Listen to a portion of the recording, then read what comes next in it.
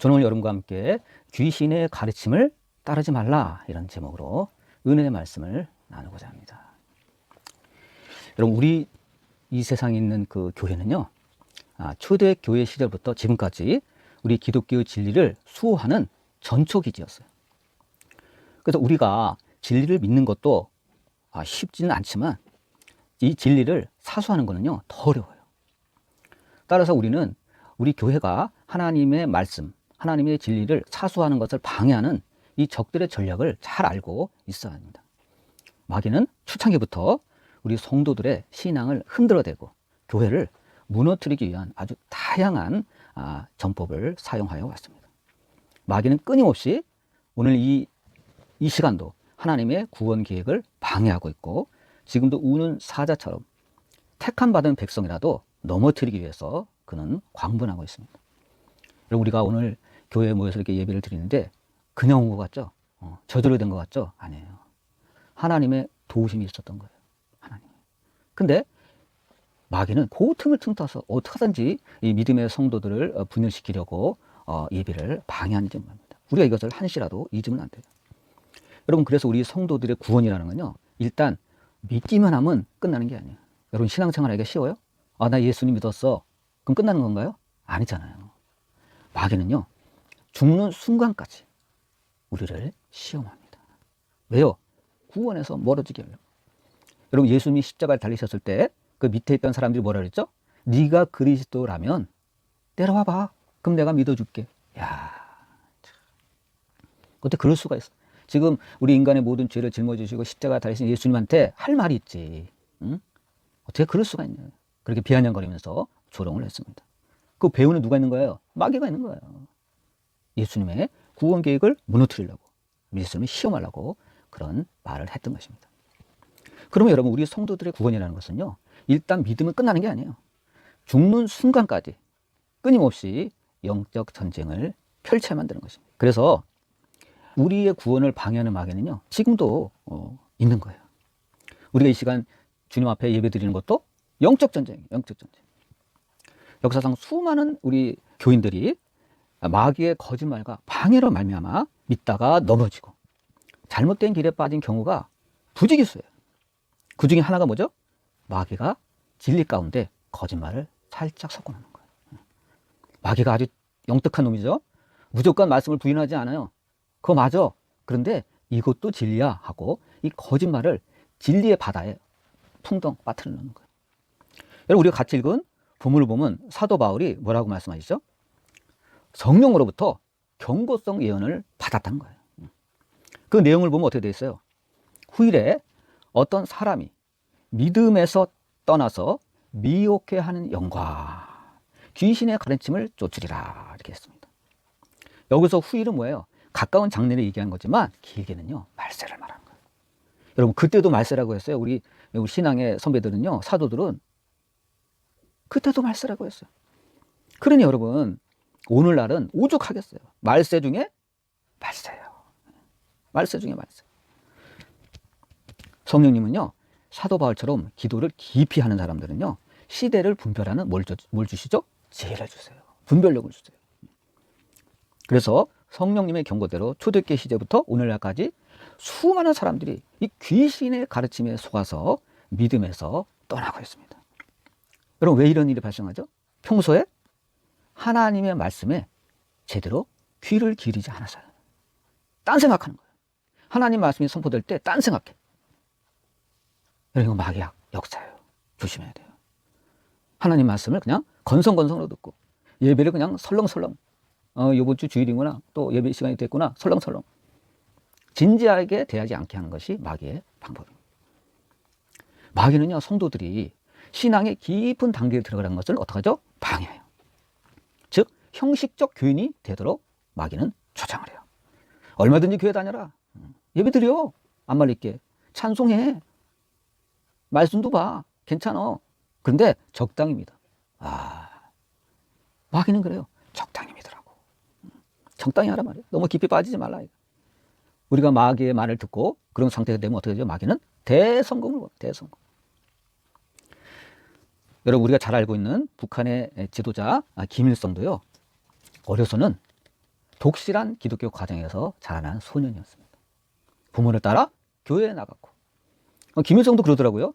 저도 그랬어요. 옛날에 교회 어떤 모르고 나갈 때 교회 가니까 연필도 주고 공책도 주더라고. 그러니까 이 교회도 다니고 저 교회도 몇 군데 다녀봤어요. 물론 그것도 많이 안 가봤지만, 근데 그때도 그랬대요. 이 김일성 회고록 같은 데 보면요, 연필 주고 공책 줘서 나갔다 그러더라고요. 그때도 그랬어요. 야. 그래서 이 김일성은요, 어려서부터 부모를 따라 나갔고 또 독실한 기독교 가정이었기 때문에 교회 생활에 아주 익숙했어요. 여러분 잘 들어보세요. 교회 생활에 익숙하다고 그 사람의 신앙이 좋은 게 아니에요. 익숙할 뿐이야, 익숙할 뿐이에요. 그는요, 문제가 있어요. 그게 뭐죠? 하나님을 진지하게 만난 적이 없어요. 교회는 부모 따라 다녔지만 진지하게 하나님과 1대1로 진지한 하나님과의 만남이 없었던 거예요. 그러던 그가, 형식적 예배를 드리던 그가 중학교 올라갔을 때 공산주의 사상에 빠진 선생을 만나게 됩니다.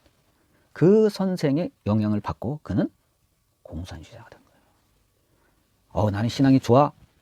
여러분 장담할 수 있어요? 마귀는 그런 사람을 넘어뜨려요. 이후로 김일성은 철저한 무신론자가 돼서 북한의 권력을 잡은 후에 자기가 그렇게 잘 알던 교회들을 다 무너뜨렸습니다. 그리고 자기 자서전에 뭐라고 썼냐면, 우리 어머니는 무신론자였다. 교회는 다녔지만 무신론자였다. 우리 아버지도 교회는 다녔지만 무신론자였다고 거짓말을 써놨습니다. 아마 부모가 알면 통곡을 했을 거예요. 저 녀석이 이럴 수가 있나. 나는 그래도 독실한 하나님을 믿는 사람이었는데 뭐라고? 나더러 무신론자라고? 그렇게 써놨어요. 이렇게 형식적 성도가 이 형식적 예배를 드리면 이렇게 큰 무신론자가 돼서 큰 죄를 짓게 되어 있습니다. 우리 자식은 교회 다니니까 안심이야. 천만에요. 나 손붙잡고 어제도 지난주도 교회 갔다니까 천만에요. 몰라요. 여러분 속고 있는 거예요. 진짜 예수님을 믿는지 그건 모르는 거예요. 여러분, 하나님과 깊은 교제의 단계로 들어가야 됩니다. 그렇지 않으면요, 살아남을 수 없어요. 여러분, 믿음에서 떠난다는 것은 뭡니까? 마음이 변해서 하나님의 진리를 버린다는 거예요. 이것은 성령의 인도하심을 받지 않고 미혹에 하는 영과 귀신의 가르침을 따르기 때문에 발생하는 것입니다. 여기서 미혹하게 하는 영은 뭐죠? 거짓말하는 영이에요. 여러분, 귀신은요, 거짓말 천재예요. 거짓말 박사예요. 미혹해 한다는 뜻의 원어는요, 어떤 뜻이 있냐면, 이 헬라어로는 플라네라는 말이 단어인데 뜻은 방황하게 하다, 길을 헤매게 하다, 이런 뜻을 갖고 있어요. 그러니까 성도가 마귀한테 속으면 어떻게 돼요? 길을 헤매면서 방황하고 이 세월을 낭비하는 거예요. 이단에 빠지고 종국에는 지옥에 떨어질 수도 있는 거예요. 어떤 사람은 분명히 믿음에서 출발했는데 하나님과 점점 멀어지면서 중간에 배교하고 나중에 지옥에 떨어진다면 너무 불행한 거 아니에요? 그래서 여러분, 우리는 정신을 바짝 차리고 경계 근무를 잘해야 돼요. 신앙의 경계 근무를 잘해야 된다. 그럼 귀신의 가르침을 추종한 사람들의 특징이 어떤가 한번 봅시다. 바울 사도는 뭐라 그랬죠? 이런 사람은 양심의 화인을 맞은 상태에 놓이게 된다. 여러분, 화인이 뭐죠? 불도장이에요. 옛날에 노예를 부리던 시대는요, 주인은 노예의 신체 부위에 이 불도장을 찍었어요. 어깨에다 찍든지 등짝에다 찍든지 불도장을 찍어가지고 이 도망가더라도 금방 표시거나 암흑의 집 노예, 이렇게. 얼마나 뜨겁겠어요. 그 불도장을 그 불에 달군 그 인두로 살에다가 지지는데 얼마나 괴롭겠어요. 얼마나 아프겠어요. 그런데 이렇게 불도장을 맞으면 처음엔 아프지만 나중에는 그 부위가 죽어가지고 감각이 없어요. 둔한 거예요. 웬만한 자극엔 끄떡도 안 해요. 마찬가지예요. 귀신의 가르침에 따라서 이 양심에 이 불도장을 맞은 사람은 어떻게 되죠? 양심이 마비되는 거예요. 뻔뻔한 거예요. 그러니까 이 거짓말을 아주 사실인 양 떠들어야 됩니다. 그래서 여러분, 이단들이 우리 정통 교인들보다 그래서 뻔뻔한 거예요. 대범한 거예요. 왜? 양심의 화인을 맞아서 그래요. 양심의 불도장을 맞아서 그런 거예요. 그러니까 아주 천연덕스럽게 얼굴 하나 안 변하고 거짓말하는 거예요. 물론 그들의 영혼을 소유하고 조종하는 존재는 뭐죠? 귀신이죠. 그들은 양심의 화인을 맞았기 때문에 귀신의 노예가 되고, 이래서 이단에 빠지게 되면 무서운 거예요. 빠져나가기 어려운 거예요. 또 바울 사도는 뭐라고 그랬냐면, 이 말세가 되면 이 귀신이 뭐라고 한다고 그래요? 혼인을 금지하고 어떤 음식물을 먹는 것을 금지할 거라고 성령께서 말씀하셨다는 거예요. 여러분, 에베소 교회에 침투한 그 이단들은요, 혼인하지 마 그랬어요. 어떤 음식은 먹지 마. 그랬어. 야, 혼인을 금하고 어떤 자기들이 말하는 특정 음식물을 먹지 말아야 진짜 거룩한 신자가 될 수 있다고 주장을 했습니다. 이들은 극단적인 금욕주의자예요. 이들은 정신은 선한 것이고 육체는 악한 것이다. 육체와 물질은 악한 것이다. 이렇게 가르쳤습니다. 영주주의자라고 그랬죠. 여러분, 영주주의자가 먼저 영주주의자? 자기들만 영에 관한 특별한 지식을 갖고 있다고 주장하는 자들입니다. 이 영주주의자도 그래서 육은 악해, 물질은 악해, 정신은 선해, 영은 선해 이렇게 가르쳤어요. 이분법으로. 그럼 여러분, 세상 만물 가운데 영만 있나요? 다 물질이고 육체적인 게 많잖아요. 여러분, 우리 몸도 육체예요. 우리 눈에 보이는 모든 물질은 다 누가 만든 거예요? 하나님이 만드신 거예요. 하나님. 그러면 그 물질을 만든 하나님도 악하다는 게 되잖아요. 그렇잖아요. 그 사람들의 이론에 따르면 하나님과 우리 사이를 이간질시키는 것이 바로 이단들입니다. 이들은 혼인도 부정하고 고기 먹는 것도 못 먹게 했어요.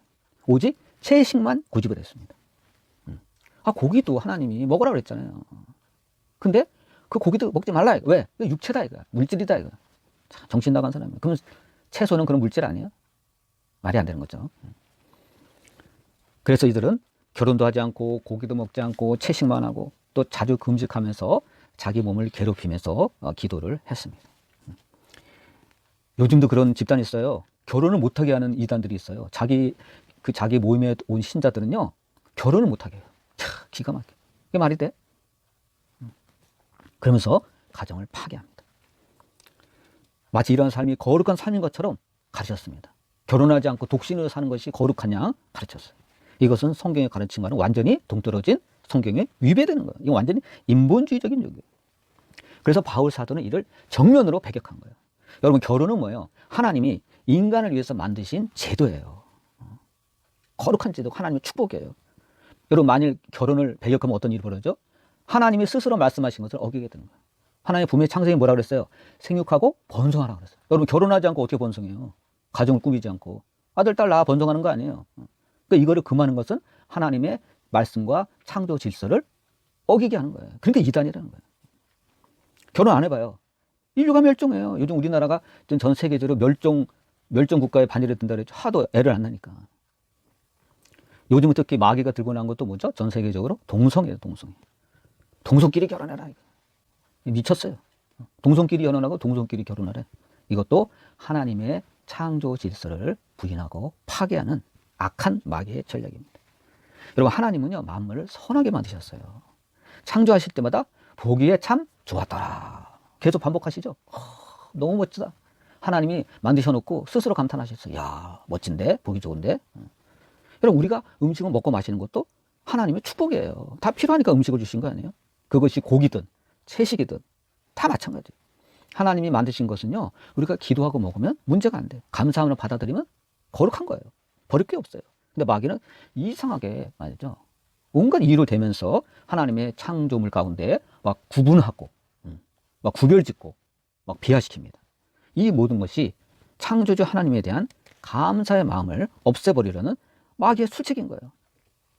여러분, 예를 들어서 미국에서 생긴 이단 종교가 여러 가지가 있는데 안식교하고 몰몬교라고 있어요. 들어봤죠, 여러분? 안식교, 몰몬교. 근데 이들은 먹는 음식 가운데 술, 담배를 못하게 해요. 그것까지는 좋아. 네. 여러분, 술, 담배 안 하면 건강에 좋잖아요. 근데 이들은요, 오바를 해. 고기도 먹지 마라. 차도 먹지 마라. 커피도 먹지 마라. 술, 담배까지야 건강에 해로운 거니까 그건 수용할 수 있어요. 그런데 고기도 먹지 마. 차도 먹지 마. 커피도 먹지 마. 이것은요, 극단적인 금욕주의예요. 이걸 금해야 거룩해진다는 거예요. 이건 억지예요. 이것은 하나님께서 우리에게 주신 귀한 음식을 뺏어가는 거예요.